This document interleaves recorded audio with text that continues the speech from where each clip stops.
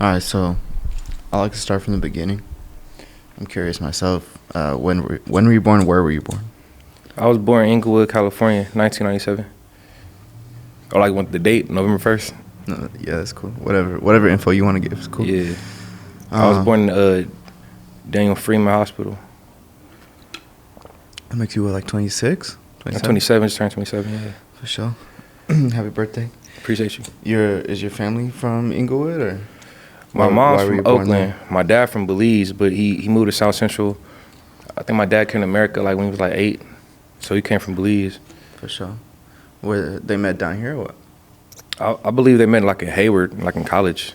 Oh, okay. Or something like that, yeah. And what about your grandparents? They're from here too, or where are they from? My grandparents from Belize too. Okay. Yeah, like everybody was like, I want to say my dad was like the I want to say first generation that was in America. Mm-hmm. So everybody else was like Belize, like their hometown was Cayo, so over there. And then on your mom's side, she's from the Bay. My mom from Oakland. Mm-hmm. Like I tell people, like I grew up in LA, but I grew up in like a Bay Area household. Like my mom was like so like just East Oakland, everything. You feel me? What you mean? Like everything, like you know, growing up in LA, you feel me? You have like LA rap music and shit. You feel me? Like we had 92.3 K-Day. It's like my pops be listening to like DJ Quick, Sugar Free, High C, and my mom just like Too Short, E40'd out. Like you feel me? Like she didn't care nothing about LA rap. So I grew up like in the Oakland household, and then like the politics or whatever, like LA or whatever. Like my mom didn't understand that either. So like just how I was raised was like I'm from Oakland, but I grew up in LA. For sure. You grew up with both your parents, or who raised you? They were together until I was like probably like 3, but they were together for like 10 years. But when they stopped like fucking with each other for real, it was probably like 14. But I was saying like my dad lived like around the corner. I was on 74th in Crenshaw, Florence. Mm-hmm. So my dad was like somewhere like on 80 or something. But then he moved to Texas, like I want to say like when I went to middle school, something like that. But mom's always been around. For sure.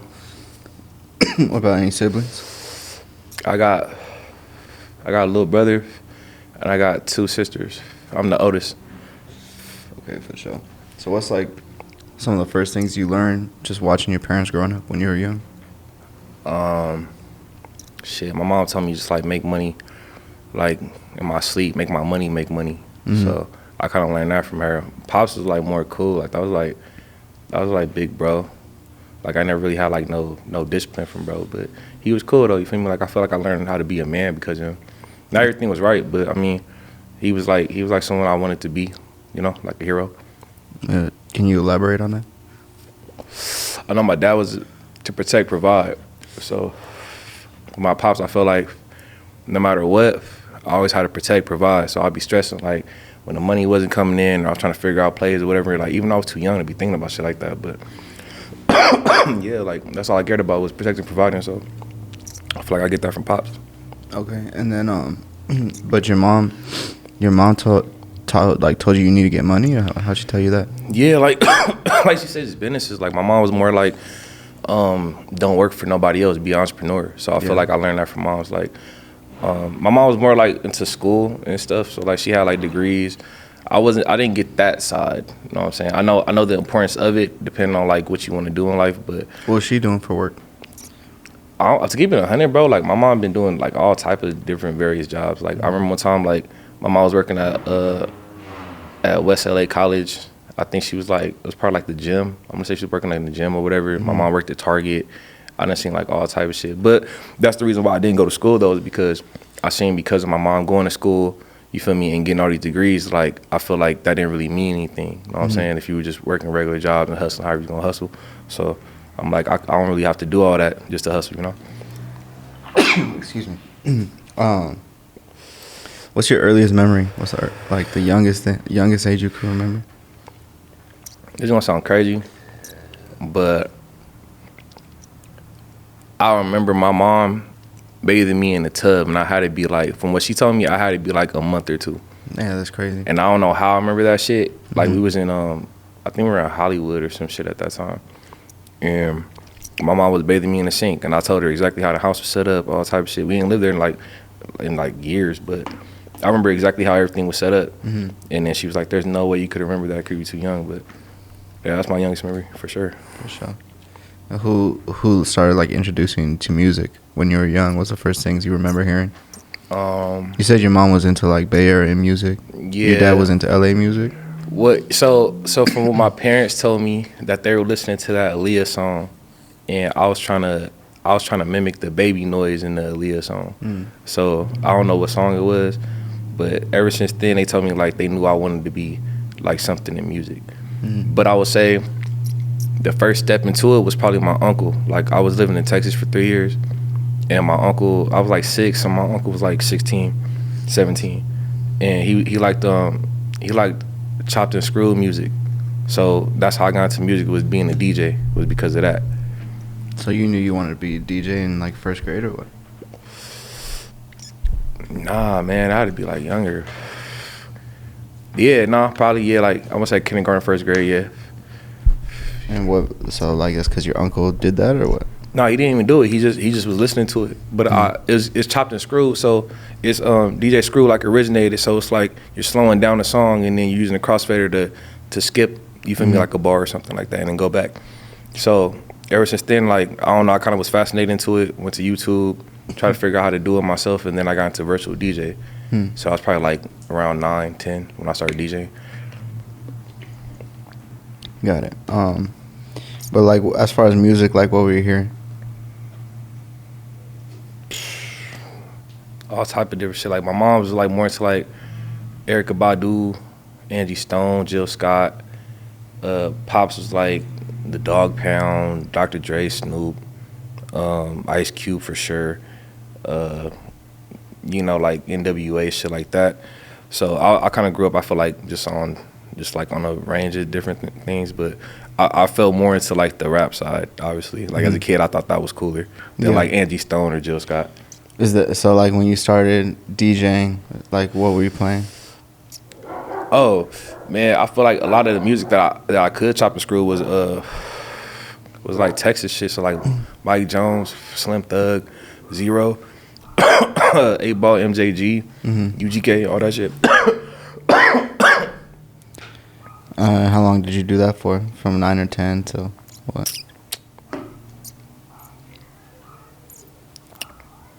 I want to say like 14, 15. And then that's when the beats came. Because I realized like it wasn't, nobody in California cared about chopped and screwed. So I had to figure out how to make money somewhere. So you moved back over here at what, like 12, 13? No, I was in Texas from like 5 to 7 or 8. Oh, okay. So that was like, but by the time I came back here, so when I came back to LA, I was in 3rd grade. So I went to 54th, and then I got expelled from 54th, and then went to 74th Street Elementary, 4th, 5th grade. And I want to say like around 5th grade is probably when I got into like the DJing. Okay. Yeah. And then you did that till what, like 7th or 8th grade? And then you figured out how to make beats or what? Yeah, so I just looked it up on YouTube, and the FL Studio came up, Image Line, and then I just went stupid after that. But the beats I was making wasn't West Coast beats. What were they sounding like?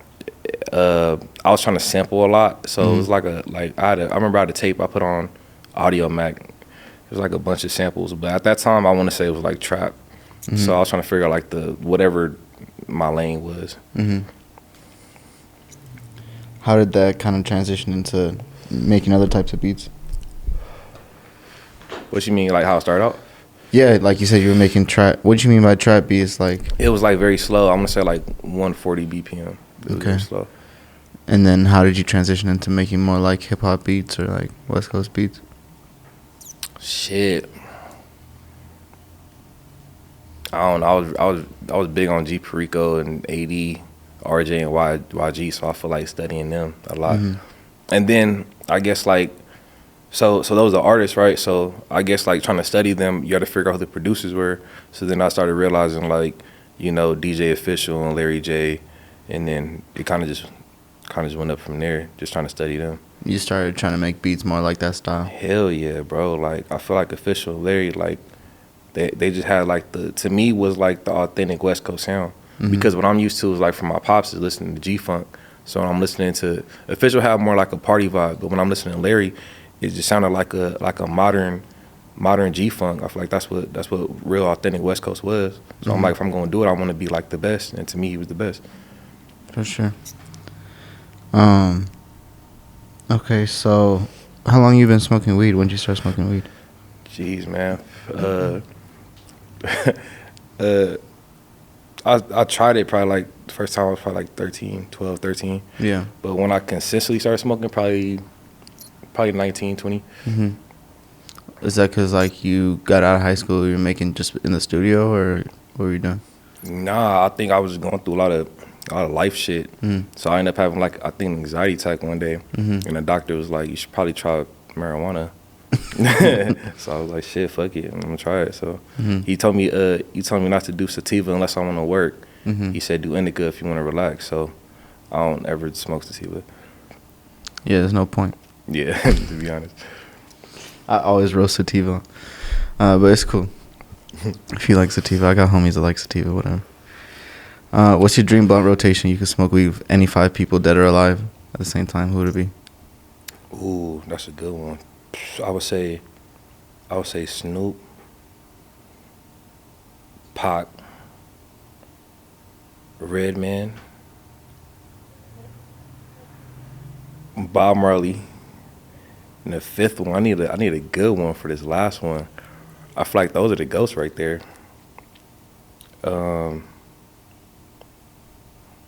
You know what, bro? I don't even know if he smoked, but shit, throw Donald Trump in there or something. I'd sure you'd be down to kick it, for sure. Might get a little contact.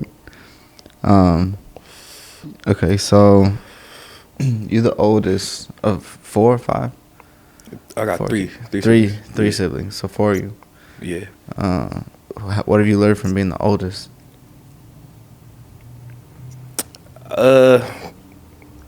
So I would say it like this. So when I was younger, having my first sister, my thing was like, I guess more like just trying to be like a good role model. You feel me? Try to set an example.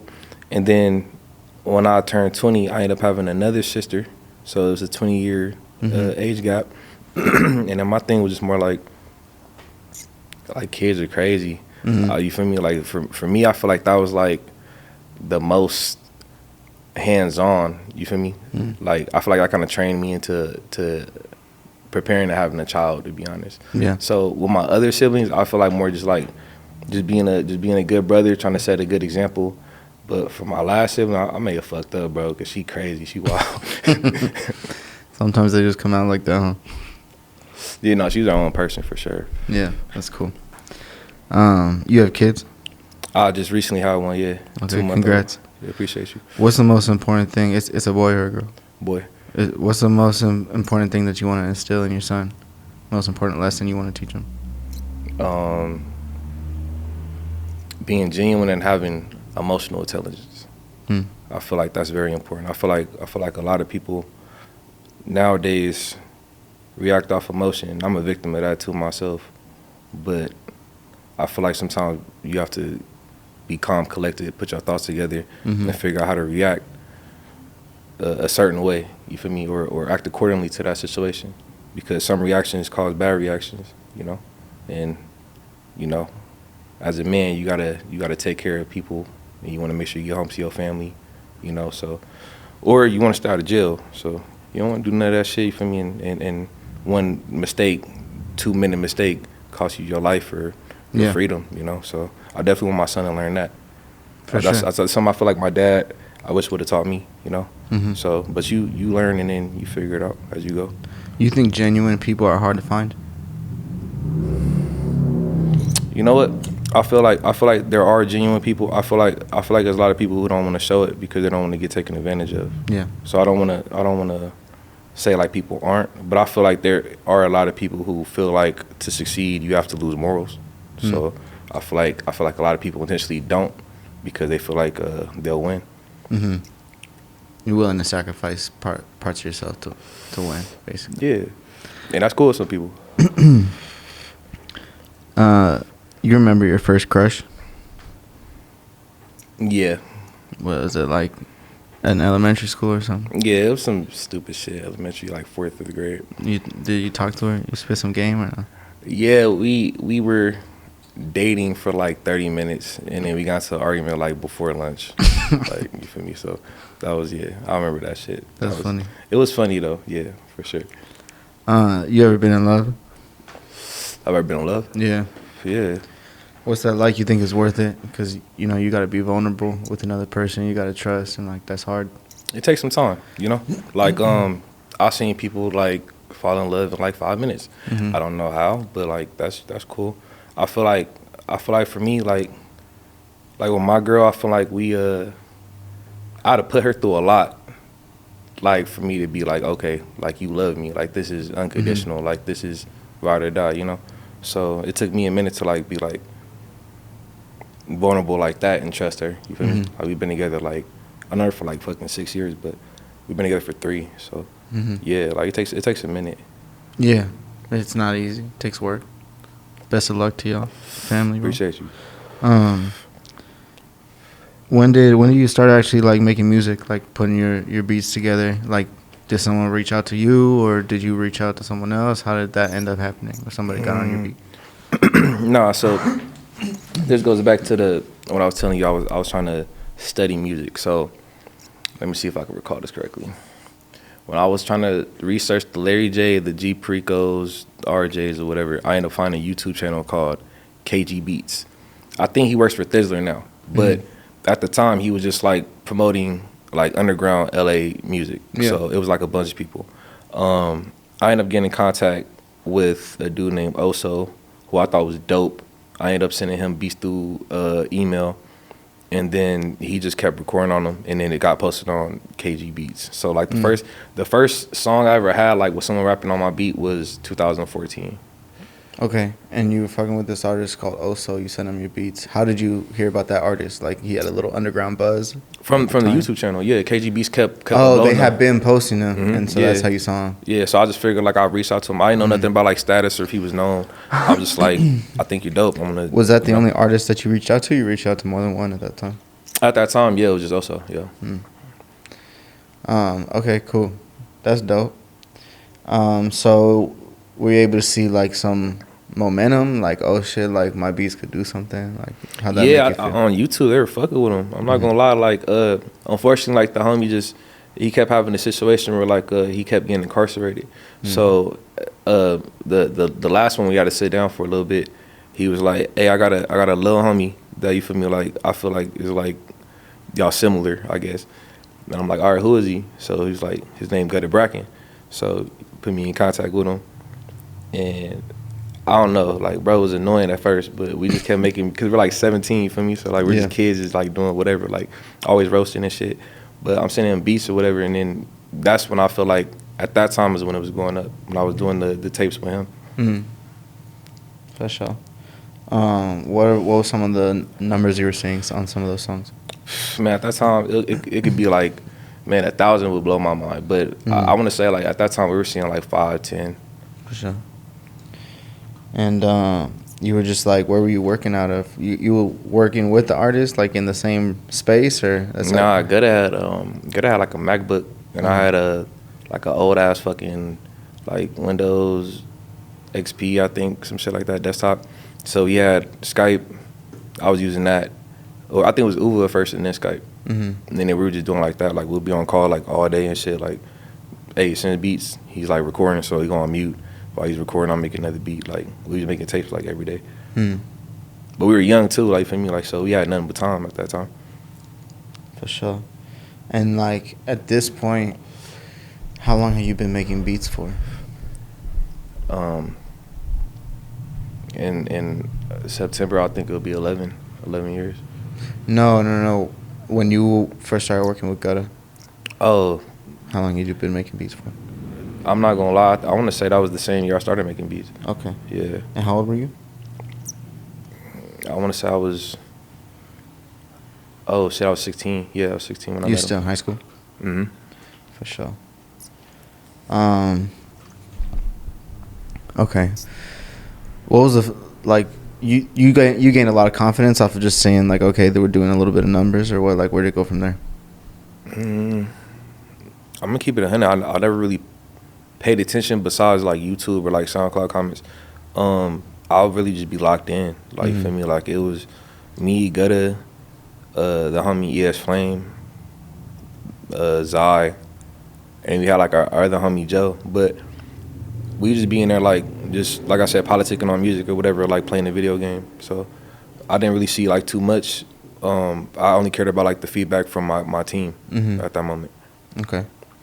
And then I mean, to my knowledge, you worked with a lot of artists, right? Yeah. So how did you start like branching out, working with more artists? People started reaching out to you off of because they heard those songs, or what? Nah, so okay, so like I said, this within the first year of me making beats is still crazy.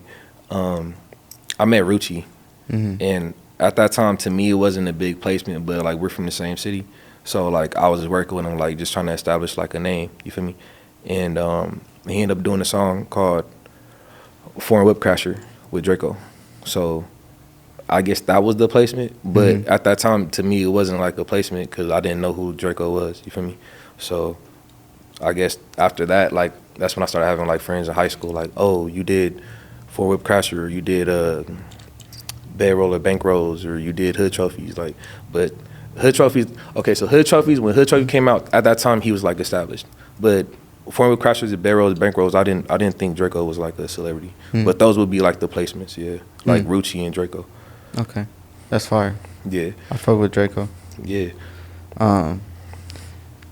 That's kind of like. I'll just go off on a tangent real quick since we're here talking. When I started this Life from the Gutter channel, I was at like a point in my career where I was down bad. I had a really, really good 2020 and then a really, really bad 2021. And that's when I started working at Amazon. I got a job. And I just started thinking like, because I had gotten myself to a point where I was getting like pretty good pay off each music video, but my music videos weren't really going anywhere. They get like 1,000 views tops, you know what I'm saying? So, so I was like, you know what? Let me just start reaching out to artists that I think are hard, that are coming up unsuggested off of like just listening to Draco, basically, on SoundCloud. You know what I'm saying? That's how I heard about like HBK Jochi and like all these other artists that I've worked with. They said they're inspired by Draco? No, I'm saying SoundCloud suggested it because that's what people who are listening to that music are also listening to. Gotcha. You follow me? Like the similar artists, yeah. Yeah, SoundCloud just would play that. I play a song and then they'd play like the next song and be like, this is hard, who's this? This is hard, who's this? Yeah. And I was like, let me just start reaching out and working, and then that's kind of like how I built this channel. That's dope. You feel me? I ain't gonna lie, I seen your shit on everything, bro. No cap. I appreciate it. I like the logo. That shit hard too.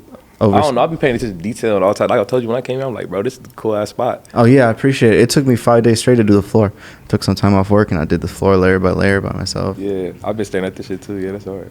But yeah, I mean that was kind of like what I did. I didn't have any like knowledge. Like when I started shooting music videos, I was living in Arizona, and then I did that for like a year, and then I got on the road. I was living on my Prius for like 2-3 years, just shooting in every city. So I shot videos in every single city all over the country. Oh damn! Thousands of artists I worked with, bro. Before I ever even came back here, came back home. This is home right here. That's dope. Yeah. Yeah, like I said, you people don't know that, you know what I'm saying? People think I like just jumped in the game and like blew up with this channel, but like I've made so many mistakes. You know what I'm saying? So like this was like your, like in order to establish where you was getting there, how you was going to do it. This was like, I need ownership in the game. You feel me? Like I want to own something. If I'm gonna have to network my services at a low price point, I'm trying to own part of it at least. Yeah. You feel me? Okay. So that was so before it was like other hands in the cookie jar and shit. Before it was I'm just getting paid for the video and I'm done. I'm getting paid as much as I can per video and I'm out. But there was no like longevity in my work. You feel me? So got you. So it was great. I had some good months, but I don't even manage good money good like that. You know what I'm saying? And I kept reinvesting into the business, thinking it's gonna keep going like that. But then, you know, they stopped giving out all those free loans to everybody, and my money is low too. You know what I'm saying? Yeah. So that's kind of like a little story behind that. So that's why like my interviews, you mentioned my interviews are a little bit different. Like I just try to learn as much as possible, try to like learn as much as I can from these conversations, and hopefully it'll help someone else who's watching that wants to do the same thing. You feel me? Yeah. No, that makes sense. I'm trying to pay it forward. Yeah. I mean, depending on how it goes and like the people, because you also got to make sure like the people's like level headed in the mind, you know, Yeah. mindsets like too. I feel like that's a good opportunity to branch it off into something like that. Yeah. Honestly, I've been telling the homies that I guess we got like No Jumper. I don't really count it like that, but we don't really have like a West Coast platform. You feel me? So like, I mean, or people who's genuine, at least that care about the West Coast. You feel me? So it's like, honestly, bro, like you can even be one of them. I appreciate it. I mean, it's coming. I think there's a lot of up and coming platforms. You know what I'm saying? Not just mine, out here that are doing a great job. But I'm gonna just do my best to be genuine. You know what I mean? I have the best intentions. I don't want to I don't want to shine light on negativity. You feel me? Like I want.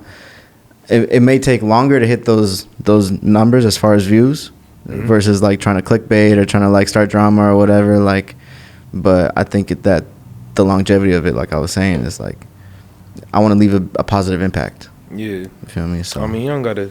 That's gonna cut. You know what? That would be genuine. Like you said, genuine. That would come within itself. Like I ain't gonna lie. Like it's hella people on fucking No Jumper, Vlad, and they just go off on tangents. Breakfast Club, the Birdman situation, like. Nobody gotta poke the bear on that shit. That's what happened. You feel me? Yeah, I mean, it's weird because I'm just starting. I'm like 2 months into doing these interviews, so it's like it's weird. Just kind of like, damn, like I'm podcasting. I don't really like the sound of that. You know what I'm saying? But like, I thought a podcast would be like more like you, like 3 other co-hosts and something. Yeah, Wouldn't that be like a podcast? Yeah, I guess this is like straight up interviews. Yeah. I feel like this is more like more direct. You feel me? It is. Yeah. I guess it wouldn't really, not necessarily like a podcast by those terms for sure. I mean, podcast cool too. You just got to find a team for that. Well, what I want to do is expand into different shows. So kind of like similar to what No Jumper does, have someone else have their own show. So I want to have a show where like it's a gaming show and you do a interview and you invite artists and you do it over the game. Like you do it while you're gaming. Okay. With the host. But I wouldn't be hosting it. I would have like a guest artist come host. Okay. You feel me? I might jump in or whatever if playing a game I like, but but you know what I'm saying, something like that. I got a couple artists. I just shout them out. Duda, I know you know Duda. Yeah, that's me. Yeah. I got a couple artists that I'm trying to like send them to events to do like those little short form interviews for the platform, so they can kind of like build themselves as a media personality as well. You know what I'm saying? Type shit like that. Like I'm just trying to brainstorm and figure out how I could like branch out and make more content. I already make a shit ton of content, but so I want to grow. You're just strictly on YouTube? YouTube, yeah. I don't have time to like manage TikTok. We got Instagram and YouTube basically, but yeah. I forgot the app, but I'm gonna get back to you on it. It's an easier way to do that. Yeah. Oh, to post on all of them or what?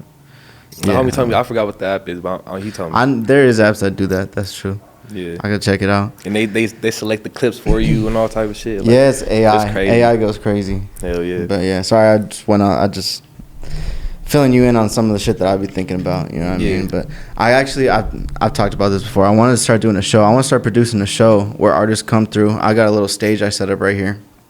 Artists come through, perform their mixtape or a few songs or whatever over the beat, so like a real performance. And then I'm gonna have guest judges back against that wall to give them like feedback on their live performance. And then also I think it would be dope to have like a small live audience can do a little Q&A afterwards too. Okay, yeah. Like a little American Idol style type shit. That would be hard. I would also say, since you're doing it, if you got a laptop and on Twitch, you should do music reviews too. That's going up as well. Music reviews would be cool. Like we could do one right now. You know what I mean? Type of thing. That's real shit. Right after it's this super interview. easy. Yeah, I don't know how to set up all the live streaming and shit. I gotta tap you in, bro. Yeah. Super easy. All right, for sure. Okay. Anyways, okay, so we're talking about you got some placements with Draco. You didn't know that it was gonna blow up at the time, but it blew up. How long did it take to blow up? I mean, shit, I feel like it blew up as soon as it came out, cause he was like already like signed a Mustard or supposedly signed a Mustard at that time. Okay, for sure. Yeah. Okay. So did more people start tapping in with you, like as far as business, after that?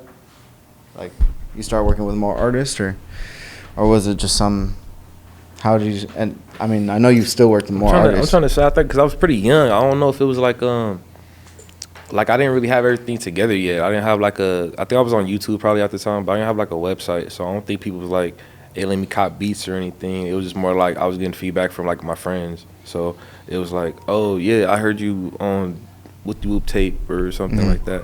And I just get like love from that. But it wasn't like nothing like too crazy. Like my YouTube was just like I Am Sue and YG type beats. So yeah, it was just like how that beat came about or the song came about was just chance. I don't know how that even happened. So were these songs off of people taking your beats off of YouTube, or you sent them to them? Nah, I was talking about so I sent Rushi for the Notorious tape. I sent him all them beats. I was saying like as far as like just him meeting Draco and then that happening, like that was just by chance. You feel me? Right. Okay. Yeah. But what about after that? Did that like open up any doors for you? For like, did people start hitting you for beats? People trying to pay you for beats, or? Yeah. I mean, I was like normal shit, but none. Like I said, nothing too crazy. Like I feel like the year my sales and everything was going up was probably like 2017 or 18. But I want to say like my YouTube was going up at that time. Like I was doing like I said, like I knew Draco after that, so I was sending Draco beats. He just I think kept going to jail too, but who else? I was working with Smash from Reno Valley. Who else? I Am Sue. I'm trying to think who else at the time. Yeah, at the time, I think that's all it was. I can't really think of too many. And you're just sending your beats out, or you ever like cooking I'm like, up with most them? of these are like Instagram DMs. Like, you feel me? Like, I'm just, hey, let me send some beats. And whoever did reply, like, you feel me? Like, they get some beats, you feel me? Like, I wasn't really tripping off payment. I just wanted to, at that time, I just wanted to get my beats out. You sending different beats to each person? Or you sending the same beats out? No, I'm making custom beats for every person.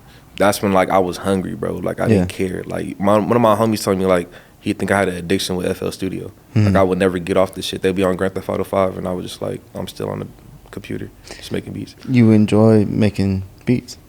I don't know what it was at that time. That was a sickness. That was crazy shit. I feel you.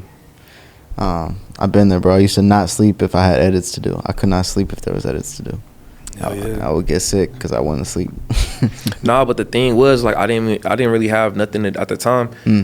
I was just making beats for Gutta and like the homies. Like, I don't know. Like, I think that was preparing me for like what I wanted to do. Like, as far as like when I did get to that status of working with bigger artists, like it was just telling me like you need to keep working at this level. Like, you feel me? Like dedicated, no matter what. You know. You ever had a regular job? Nah, I've never had like a 9 to 5. Yeah. I applied for one. Should I even shout them out? Yeah, all right, so there's a place called Hula's Barbecue in Palm Desert. I try to apply for one like later on in life just to be like, all right, let me see if I could work here. And then I didn't end up going. I was cool. But it's because they told me that I was going to be like what's it called? Like I was going to be at the register. Then they told me I was going to be washing dishes. And I said, I'm not washing no dishes. So I didn't go. Damn. Yeah. Let's see. One time I tried to get a dishwasher job. They didn't want me though. But it's because like it was an Asian restaurant. Everybody back there was Asian, so I just looked out of place. Oh, they was politicking. Probably. Where's your rap name come from, or your producer name? So, Paupa came from. So my last name is Popper, Popper. But when I was born, my dad liked Biggie, right? So he adapted the name Big Papa, right? Because he wasn't just Popper. He's, you know, some corny shit. But I ended up taking it because besides my name being Lil Papa or whatever, it was a book I used to read called The Prince and the Pauper, where like I guess like I was a kid, so it was like the Disney version. It's the Mickey Mouse one and shit. So it's like the prince was at his castle, whatever. He wanted to leave, and he couldn't leave and see like the real world. And the Pauper, I think, like looked just like him. I don't know how the fuck they ended up. No, I think he tried to escape. He ran into the Pauper or whatever. They were identical, so they switched like lives. So the Pauper he went from being a peasant to like a prince. So I'm looking at it like on some corny shit, like Drake started from the bottom, now we here. Like so I kind of took that on like my last name and then Prince and the Pauper. But yeah, so that's why I spelled it like that, Paupa, because Pauper is Pauper. So for sure. Who's your favorite people to work with? You collab with other producers or engineers? I worked with like hella people. I don't know, bro. I'm gonna keep it 100. Like, I got a team, Producer Palace, so like those producers I'm always working with. But shout them out. I done been like in the studio with like Loda Great. I done been in the studio with E40. E40's dope. Like he flew me out to his homes. I don't know. I couldn't even really think. So many people that's like dope. Studio with Chris O'Bannon. For me, we made some dope ass shit. I've been in the studio with RJ. But I want to say the most memorable had to be E40 though. That's cool. You got a song with him? Yeah, I got a billboard because of E40. What song is that? Rain on My Parade with G-Eazy and Ty Dolla $ign. So, outside of any numbers or sales, what's like, in your opinion, your favorite song, your best song? That's just because I like it? In your opinion, or your favorite song, and then your best one. I feel like okay, so I don't want to look. I love Stupid Young. All right, that's my boy. But Mando was cool, right? I feel like Trust Nobody was better than Mando, and to me, it's confusing to me on how Trust Nobody didn't get the attention that Mando got. But I feel like Trust Nobody was like. I feel like I'm glad to be part of that record. For sure, that was a dope one. And what is your biggest record? Mando. Yeah. Okay. So, what's your favorite artist that you're listening to daily? What you listen to on the way here? What was I listening to? I was listening to Pre-Grams. He's hard. I was listening to Bino. I'm trying to figure out what else was in my playlist. Blue Bus Clan. Asia. Yeah. What's your creative process like? How do you start the beat? How I started making beats? Shit, I'm not gonna lie. I feel like the melody. I feel like I need a melody. Like most people say, like 808s or like drum pattern or something.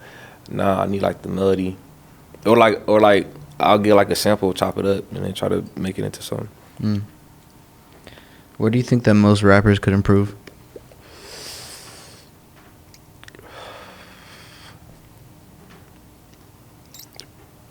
Personality, probably.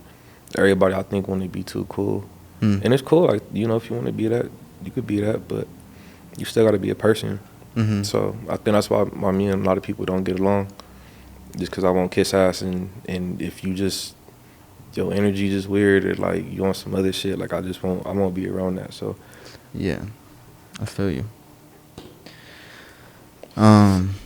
So let's say I'm 18 years old. I just got out of high school. I wanna make beats. What should I do? I want to be a producer. Get a good laptop. I say starting out a Focusrite audio interface. Get not Yamaha speakers. Get like some KRKs. Like some KRK speakers or something, and just go crazy. You engineer also? I started now, yeah. Okay. Is that difficult to get the hang of, or what's the learning curve like? I think for me, honestly, the worst part about it was trying to figure out how to do the effects, and that's like now because I know what the terms are. I guess like reverb and the delays, and trying to figure out the high ends and the low ends, but. After that, I kind of realized too, like talking to a lot of engineers, like there is no correct way to engineer. It's just a preferred way to engineer. But you can do what the fuck you want. Like you feel me? Yeah. Like a lot of people bring up, like SoundCloud rappers or like Othe Grito or just whatever. That's like that wasn't like, it doesn't sound like it was mixed in the studio, Mm-hmm. but it doesn't never change the feel of the song. So it's like, it don't really matter, like, to be honest, how you want to mix it. Like, if it goes, it goes. Whatever, you just make it sound right to you, I guess. Well, I was going based off like what I could do for me. Like, I didn't really know too much, but thankfully I have like homies who do it like forever. Like, they've been doing this for like 15 years. So like, they done made like templates and shit for me. You feel me? Like, let me use their templates, and I kind of figure out what I needed to do as far as like how I needed to sing it, or like for other people, like if their voice is deeper or if they're higher, like, you know, shit like that. But yeah, it's kind of like, it's pretty easy. Like, once you put it in perspective, like, it's kind of like just, you already have an ear, right? So you kind of have to just plan it before you do it. You know what I'm saying? Like, all right, this person like got this, or it's this type of beat. I don't know how to explain it, but you kind of know how you're gonna mix it before you start doing it. For sure. What do you think most producers or engineers can improve? I don't know, cause I don't like Russ when he said that stupid shit about producers. Well, I feel like honestly, the only thing I can say about producers is just don't try to sound like everybody else, I guess. Like, if you are gonna make beats, don't come into it trying to listen to other people and then trying to mimic it. Like, even though I did say like studying Larry J or whatever, like, the reason why I studied that sound in particular is because I'm trying to figure out that sound. But when I started making beats, it was off trap beats. That's kind of like what I wanted to start doing, or like EDM club shit. But you have to figure out your own sound into it. So how I got noticed for like Mando, or like even when I switched to R&B and did Fine Ass for Kaylin, like, is because you're making your own sound into it. So I feel like if you are going to study something and you're going to try to mimic it or whatever, you got to be genuine with who you are and incorporate it into that style. For sure. Be original still. Yeah.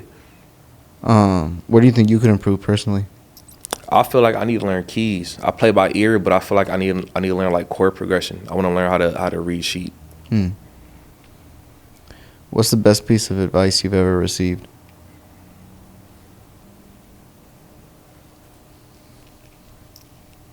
E40 told me that you can't get nothing in life without credit. So I got me a credit card when I was like 19 or 20. So shout out him. Yeah. He also told me if I'm stressed, drink red wine. Okay. All right. E40 got the tips. Yeah, for sure. What's the biggest lesson you learned being in the music industry? Like you said, ownership. Mm-hmm. You gotta. You could do a lot for a lot of people. Like, let's say for example, me being a producer, you send beats out. Our artist needs beats. You get your splits or royalties, but I feel like that's not really expanding on your brand. That's kind of just like investing into a song. That's how I look at it now. I now think about it like producers need to start putting their music out in all DSPs, so you can shop yourself out to a label and not just be an in-house producer. You can now become the artist too.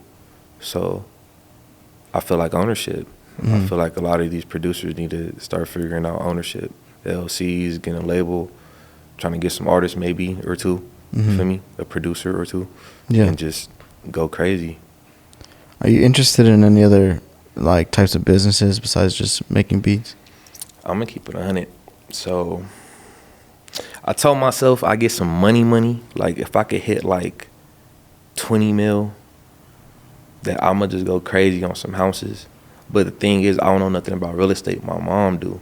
So I feel like I would be the investor, and then she would figure out the rest, and then I'd give me some tenants, and then I could just rent that out, and then I'll be up. But also, I knew it couldn't. I knew if I was gonna do property, I couldn't do it here because it's horrible over here. So I would have to think about like Texas or something, because I got family there. So I'm like, that might be convenient. Yeah. But that's the only thing. Besides that, nah. People try to get me in stocks. I'm scared of stocks. Yeah. That's some scary shit. Yeah, real estate's cool. Real estate's cool. What's your biggest goal in life? What do you want to accomplish?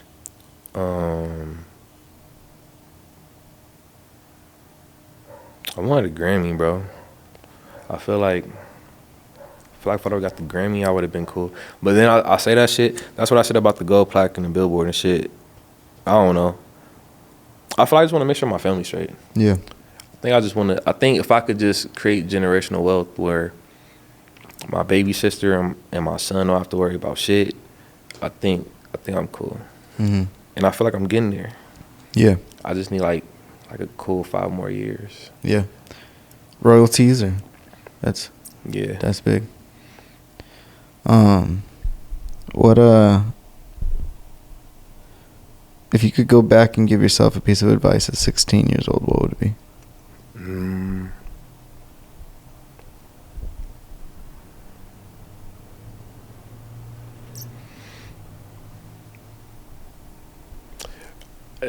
Care more about the business. Yeah. I guess. I feel like everything that I did was like, I feel like I was, even though I didn't know what I was doing at 16, I cared more about like getting my name out there and marketing. So I feel like I was a genius before I knew I was a genius with that, because I didn't know that YouTube would be a big tool in who I am today. But yeah, the business. Even though I was young and that was the problem, because like you have to have a legal guardian or whatever until you're 18. But yeah, care about the business. You make type beats for YouTube or? Mm-hmm. Okay. Still to this day. Okay. And then do some of those blow up or like Bro, what? Bro, okay. So my first beat I put on YouTube was like at 250,000. Damn. And then every other beat I put up after that was like over 100,000. So I kind of was, I don't know, I blew up. I was a YouTube producer. So you make money off the YouTube channel, but you also make money when people make songs to the beat, no? Yeah. Okay. So all right, so every month I'll get probably like 4 to 5 checks. Okay. And then like quarterly you get the BMI check. Okay. And I think it's like another one. I don't know if that's Sound Exchange. No. It's another one. I think that's quarterly, but I forgot. Yeah. Okay. But everything else is like pretty much monthly. And then because like I said, I got my my Paupa, like my music or whatever, whether I'm singing on it or producing it, I now have my own DSP. Right. So now I get a distribution for my shit. Yeah. So, and then the publishing, all that. So how long were you making beats before you started putting the beats on for like YouTube? I think I started like the first year. Oh, okay. Yeah. What you think is important to invest in yourself? You said to invest? Yeah. Yeah. I'm not gonna lie. So like before I had like I said, E40 put me onto like debit cards and credit cards, but I just had PayPal at that time. I was young, so like I feel like most of the shit I was buying was like VSTs or like programs, like whatever that accepted PayPal. I was like, yeah, I'm just about to buy these programs, memberships or whatever, just to like get the newest sounds or like I don't know, like the crispiest mix. Yeah. I was like a nerd when it came to that shit. Like that's what I was on at that time. But I feel like, oh yeah, and I was buying like Akai MPK MIDI keyboards and shit. But I feel like I should have invested more into like personal life. I kind of low key forgot about like who I was. All I cared about was like buying new laptops, for me, getting new programs. Like I didn't really care about like 16, 17, oh, maybe I should get a car. I'm like, I was stupid with money. I'm over here getting Ubers and shit everywhere I go. Like I was spending racks, bro. Like stupid shit. For sure. You got a favorite movie, favorite TV show?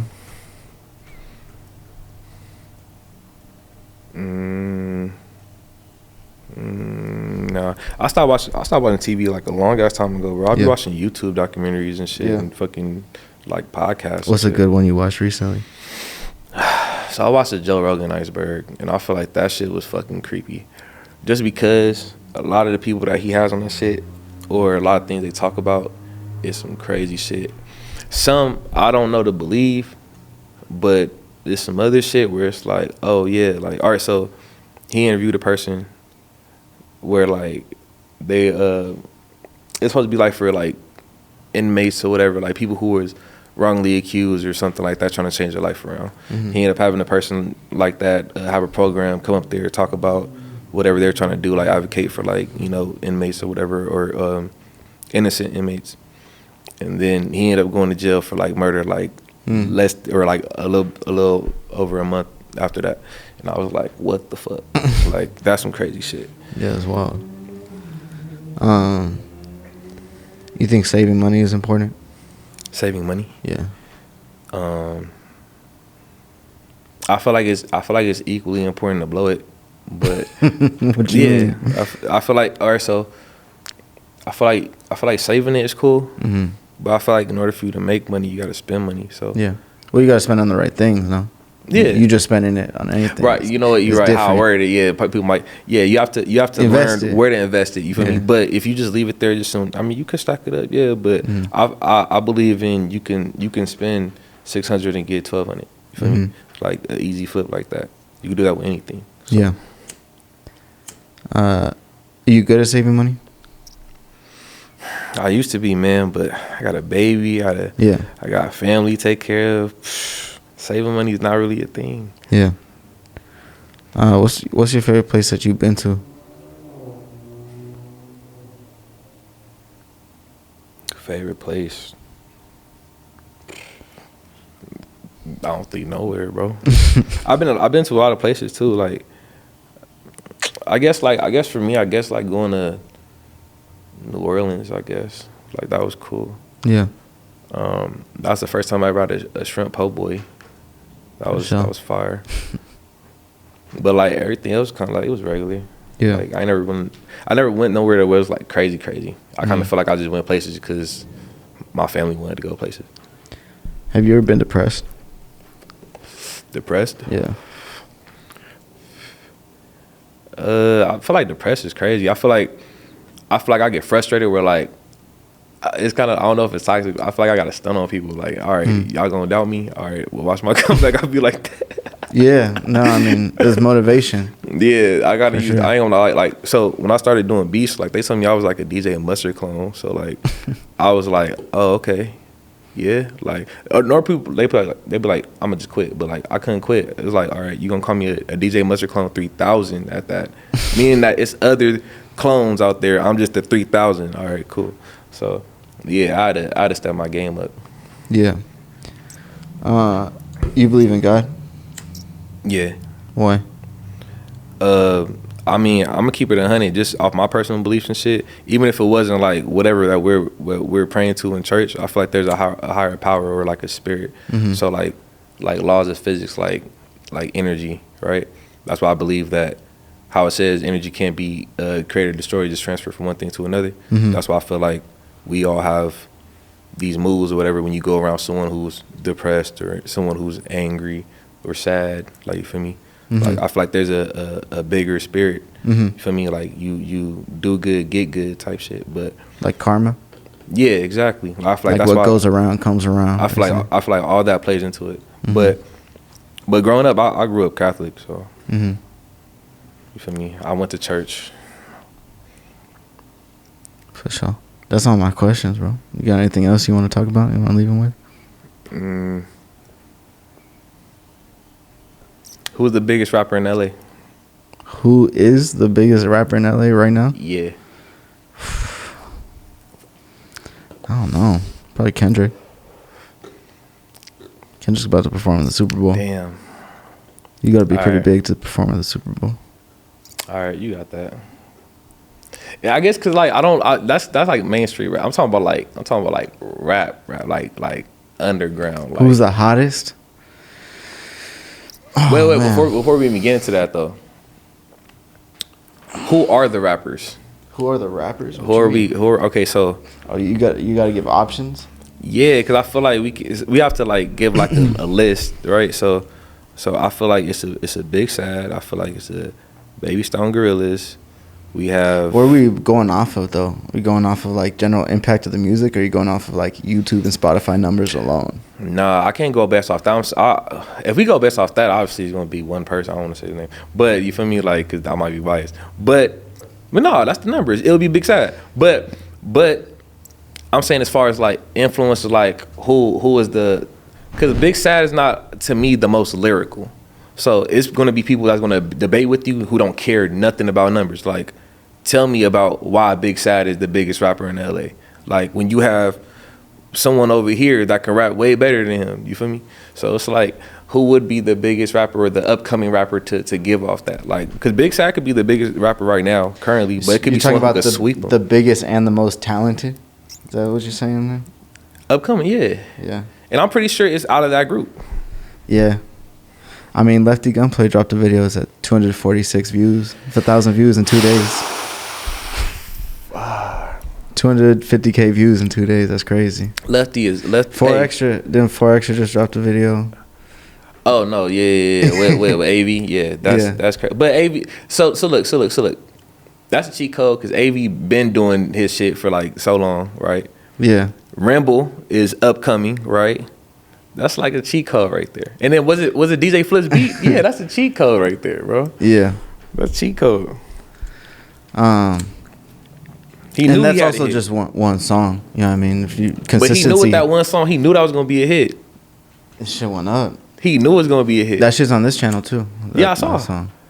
But he knew it was gonna be a hit. Yeah, Big Sad. I mean, who else were you bringing up in the? I guess so. Okay, so you brought it to my attention, right? Lefty Gunplay, I think at this moment has 550,000 monthly Spotify. So he might actually be bigger. I think Big Sad might have only like 180, maybe 200. Mm-hmm. But on the West Coast, in California, I think it's EBK J-Bo and Mike Sherm. That's the most played on Spotify. But I'm talking about LA. Yeah. Well, no, Lefty's not from. I mean, SGV. Okay. Are we looping in? I mean, if count it? If there's a, I mean, yeah, you don't gotta count it in LA, but Lefty got impact for sure. Yeah. I guess Big Sad, yeah. Yeah. I mean, but it's people that's coming up close. So you got like X4 doing numbers. Yeah, Doty 6 doing numbers. Right. Both are doing numbers. I was about to say Baby Stone as a collective, I think do over all of them. I think Baby Stone Gorilla is at 200 monthly. Yeah, their music does well too. Their videos sometimes do really well. Yeah. That's hot up and coming for sure. I think everybody on the Kendrick album. Everybody on the Kendrick album is hot up and coming. Siete 7. I haven't heard too much of Siete 7. If we're talking talent, there's a whole lot of talent out here, bro. I think. I would say Peso is hard. Oh, Peso's super hard, bro. Peso's super hard. I would say, man, Wally Sensei, that nigga just got like soul, bro. He got passion and shit. So like, yeah, he makes good music. Yeah, it's like, it's not like your typical street rap that you hear, but like, yeah, you feel me? Like, got that melodic vibe. You got to get that up, bro. That's credit right there. Young Threat's hard. I don't know if I said that already, but Hitter J3's hard. Yeah. I ain't gonna lie. When I first heard the album, because before the features was on Apple Music, because I got Apple Music, I didn't see the features. I kind of was just going through the songs, and I was like, "Bro, does he got Doty 6 on here?" Like, that blew my mind. Like, hold on, like Kendrick really tapped in, because everybody be like, "Oh, Kendrick from LA, but he ain't tapped in." Like, nah, I think that kind of shows like Kendrick he's listening. You feel me? Absolutely. When I saw that, I was like, man, I think Kendrick watches my channel. He has to. Nah, yeah, I'm keeping 100, bro. I was telling the homies, like, bro, Doty 6, I think was in jail for, like, I don't know how many years, but. I think he did, like, 6. But, bro, all them years, I want to say up to 3 or 4 that I can recall, he was dropping videos in prison. Yeah. So I'm like, bro, like, Kendrick had to see those videos, bro. Like, you had to see, like, the hard work and consistency he was putting in behind, you feel me, a wall in the cell, basically, you feel me? Like, you got to give that up. If it wasn't off lyrical talent or anything, is because like you are a hard worker, bro. Like you honestly. He had some songs that was hard. I'm not gonna lie. He has some catchy. He puts out some catchy shit. You know what I mean? But yeah, shout out to Doty and that work. Yeah, he's doing the shit. Yeah, like I said, everybody on the Kendrick album. I think Big Eef is hard. Who? Big Eef. Oh yeah. Big Eef is hard. Yeah, I just recently seen his. I just followed him too. I think he was on the. I don't know if I'm Is that pronouncing it about the RJ Leak podcast. The Lick podcast. Yeah, whatever it's called. I seen him on there. He's funny too. But I saw him. He did a performance. He's cold. Yeah, he's super dope. RJ's dope. It's a lot of good talent out here. Bro. Damn, I fuck with RJ. I be freaking about RJ though, cause he kind of just be like chilling now. Yeah. But RJ. Joe Moses. Joe Moses for sure. Yeah. That's like see, that's the OGs of the shit. You can't. We gotta talk about the upcoming. I feel like they already solidified. Like they been RJ got plaques and shit. Joe Moses got plaques with Ty Dolla $ign and shit. Like they solidified. Like Big Sat. Like I'm gonna keep it 100. Like even Draco don't got a plaque. Like the only one outside the I guess the new generation would be like Shoreline Mafia and '03 Greedo. That I could think of. It might be somebody else. Well, I mean, now because the Kendrick album, there's some other people that not got plaques. But yeah, at that time it was just Shoreline and '03. For sure. Who should we be on the lookout for? You think as far as upcoming artists? In LA. Yeah.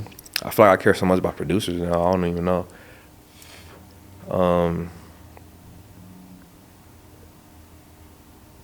I feel like the people that I listen to in LA is like not even like known for real.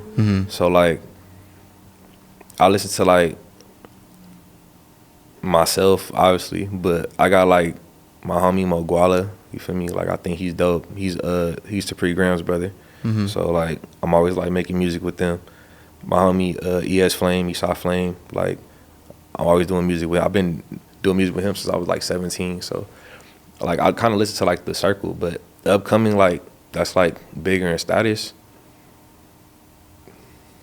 I feel like everybody kind of like doing their thing right now. Yeah. I feel like it ain't really too much that's like anything bubbling now. It's a new year, so you might see it now, but I think you never know. I think every year there's like one or two that just kind of pop up out of nowhere. You didn't even expect I mean, shit, 310 Baby was one, so Shout out to 310 Baby. Yeah, I feel like that was a crazy one. He had like one song that was like, oh yeah, and then the other songs came in like I think with Lil Tyler, it was like, oh, like this is that's the different generation. That's the new generation. Right there. I gotta give him credit, bro. He recorded that song on his phone, and I'll tell you, he sent that shit to me. He has to be on here, and I was like, I'm not taking new people right now. Oh damn. Yeah. Yeah, no, that nigga went crazy. That's crazy. Isn't that wild? Yeah, bro, he got a platinum. He's like, I think he's platinum, man. Double platinum, some shit like that. Crazy numbers. Yeah, I saw him perform that shit at the TDE show, at the Christmas show. Not the one that Kendrick was at. The one prior to that. I think SZA was there though, YG and shit. Yeah. Yeah, that's I what's saw him up. perform that shit. That was crazy. Going crazy. He went to, I think it was Rolling Loud Japan. Performed there. Been touring all over the world. It's pretty dope. That's wild. Yeah. Japan Just graduated high school, like going nuts. I was about to say he's young kid. Yeah. Just graduated high school. Yeah, he's doing it. And yeah, excited to see. You know, it's big stuff happening. You know, you can't like just like not. You can't just not say his name. You know what I'm saying? Straight like, out of high school, man. Yeah, and then so people like to think we're overlooked, but I think there's some eyeballs coming this way. You feel me? Yeah. Shout out Kendrick. Yeah, shout out to Kendrick for sure. I'm excited to see what happens next. Hopefully drop some more music soon. Yeah. It's got the Super Bowl coming up. But yeah, bro, that's a wrap. Thanks for coming through. Appreciate you.